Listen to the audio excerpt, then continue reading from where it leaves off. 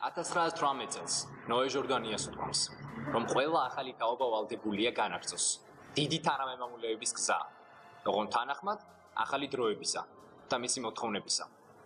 ჩვენ ქვეყნის მთავარი რესურსიც მოტივირებული და განათლებული ახალი თაობაა. თანამედროვე სახელმწიფოებრიობა, კეთილდღეობა და იმედიანი მომავალი ხომ შეუძლებელია ჩვენ გარეშე მიიღწეს. პოსტსაბჭოთა ქვეყნებისთვის ძირითადად დამახასიათებელია შიდა საფრთხეების და პრობლემების სიჭარბე, მაგრამ მე მჯერა, რომ აუცილებლობა შეუძლებელ შეგვეძლებინებს. ნათელია, რომ პრობლემები ჩნდება და ქრება გაურკვეველი ვადით. ამიტომაცაა აუცილებელი განუწყვეტელი ფიქრი და აქტივობა, რათა ყოველწამიერად ადვილი წარმოსადგენი იყოს ის პროცესები, რომელიც სახელმწიფოს და საზოგადოების თანაარსებობის ყოველ მონაკვეთში ითხოვს კონკრეტულ პასუხებს და ქმედებებს.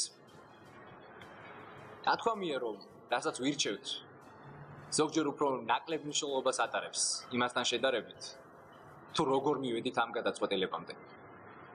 საქართველოს რომ გაძლოს და განვითარდეს, საჭიროა შეიცვალოს. სწორედ მსგავსი ტიპის აქტივობები და მისი მონაწილეები განაპირობებენ ქვეყნის მომავალს. პრაქტიკული პოლიტიკის სკოლა ფიქრობ ამზადებს გაჩენილ კითხვებზე სწორი პასუხების გასაცემად მუდამ მზადყოფ მომავლის ლიდერებს. მომავალ საჯარო მოხელეებს გაურკვევლობის პირობებში რთული გადაწყვეტილებების მიღება ხომ პირველ რიგში დაგროვილი გამოცდილების საფუძველზე მოგვიხდება და მათაც უნდა მოუპინოთ შუქი, ვინც ჯერ კიდევ ძველ დროში დაბრუნებას ესწრაფეს.